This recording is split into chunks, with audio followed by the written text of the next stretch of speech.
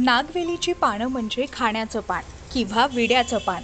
विड्याच्या पानानं तोंडाची चव वाढते आणि दुर्गंधी निघून जाते। सर्दी आणि खोकल्यावर विड्याचं पान हे गुणकारी आहे। विड्याच्या पानाला देशभरातून मोठी मागणी आहे आणि पुण्यातील एका शेतकऱ्यानं आपल्या बांधावर विड्याच्या पानाची लागवड केली आणि या विड्यांच्या पानांना चक्क आता अमेरिकेतून मागणी आली आहे।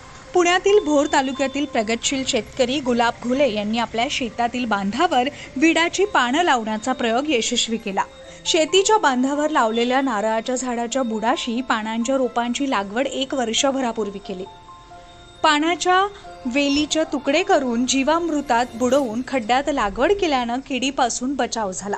कुठल्याही पद्धतीचा केमिकल न वापरून या पद्धतीचं पीक गुलाब घुले यांनी घेतलं। विषमुक्त विड्याची पाने असल्यानं 2 रुपये प्रति पान बाजार भाव मिळाला। या पानांची ऑनलाईन विक्री होते, तसेच शेतावरील बांधावर देखील विक्री होते।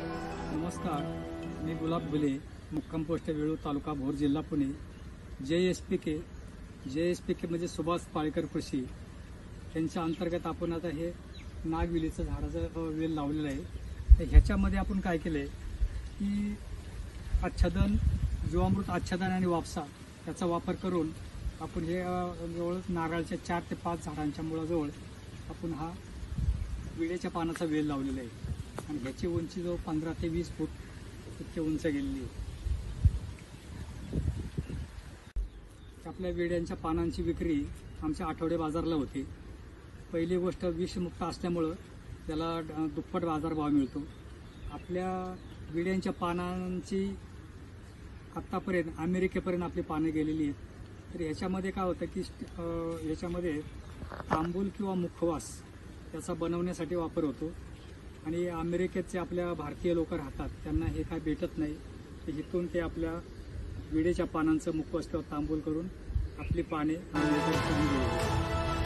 विषमुक्त पालेभाज्यांचा बाजार पुण्यात भरवला जातो। या बाजारपेठेत विषमुक्त विड्यांच्या पानांना मागणी जास्त आहे।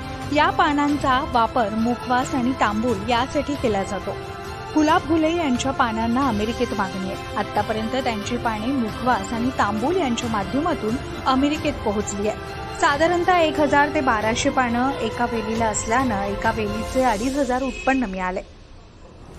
गुलाब घुले हे भोर तालुक्यातील प्रगतशील शेतकरी असून त्यांनी आतापर्यंत आपल्या शेतात वेगवेगळे प्रयोग करून एक नवा आदर्श शेतकऱ्यांसमोर घालून दिला। बांधावर पीक लावून तुम्ही त्यातून चांगलं उत्पन्न मिळवू शकता, तसंच विषमुक्त भाजीपाला हा माझा मुख्य उद्देश असून मी त्या दृष्टीनं शेतीत नवनवीन प्रयोग राबवत असल्याचं देखील त्यांनी म्हटलं। Shivani Dhumal, news 18 local, Pune.